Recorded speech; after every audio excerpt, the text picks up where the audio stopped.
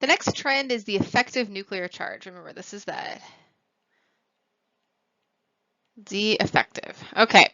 So what is effective nuclear charge? Again, it's simply the amount of positive charge on the nucleus felt by an electron. So it's how much charge an electron feels.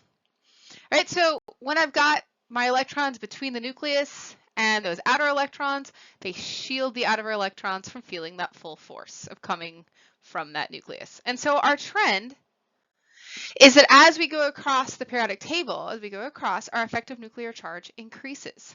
All right, and what's happening, remember, we're crowding more electrons into the same shell, not into a higher shell. So as I go across, within like period 2, I'm at energy level 2. I'm crowding everything into the same energy level there. And so I'm also increasing the number of protons, and so we get that higher effective nuclear charge.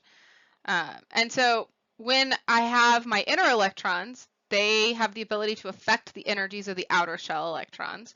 They shield the outer electrons from feeling some of that positive charge coming from the nucleus. But when I'm crowding into the same energy level, but also increasing the number of protons, we see that increase in effective nuclear charge.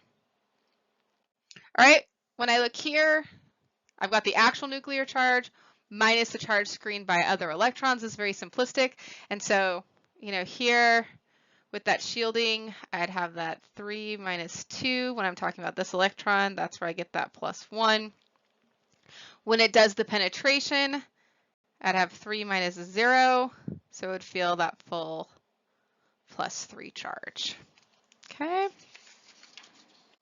And then when I've got those inner electrons and I've got my outer electrons, we get repulsions between the electrons. And so we're shielded from feeling that full charge that comes from our nucleus.